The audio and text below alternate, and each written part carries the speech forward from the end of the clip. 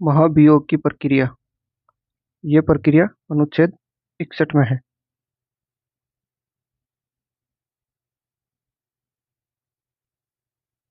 प्रस्ताव की शुरुआत।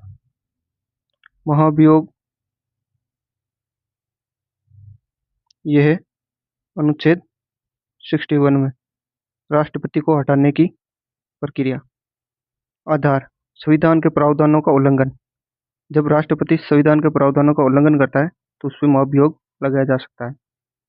प्रारंभ संसद के किसी भी सदन, लोकसभा या राज्यसभा द्वारा शुरू किया जा सकता है यह प्रस्ताव।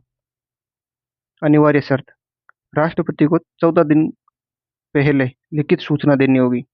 प्रस्ताव लाने से 14 दिन पहले लिखित में राष्ट्रपति को सूचना देनी होगी और इस सूचना पर उस सदन के 1/4 सदस्यों के हस्ताक्षर होने आवश्यक है जिस सदन में प्रस्ताव पेश किया जा रहा है। पहला सदन जिस सदन में प्रस्ताव पेश हुआ है वहां 2/3 सदस्यों के बहुमत से पारित होना आवश्यक है। 2/3 सदस्यों के बहुमत से पारित होना आवश्यक है। दूसरा सदन प्रस्ताव दूसरे सदन में जाता है। यह सदन आरोपों की जांच करता है या करवाता है। यदि दूसरा सदन भी 2/3 बहुमत से आरोप सिद्ध करता है तो राष्ट्रपति को उसी तिथि से पद त्याग करना होगा, अर्थात महाभियोग की प्रक्रिया पूर्ण मानी जाएगी।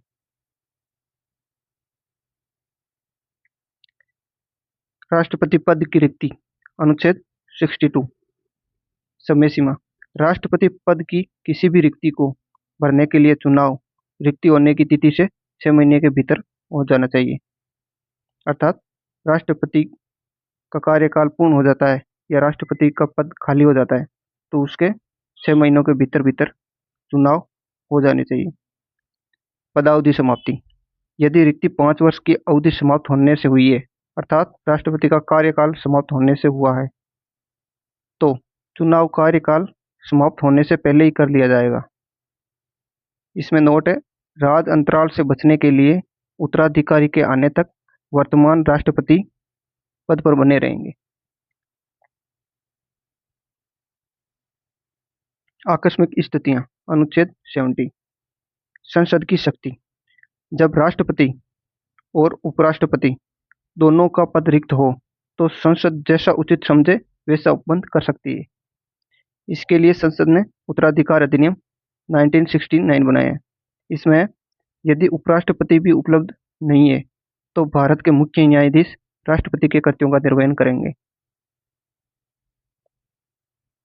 उत्तराधिकार का क्रम। इसमें राष्ट्रपति सर्वोच्च पद है।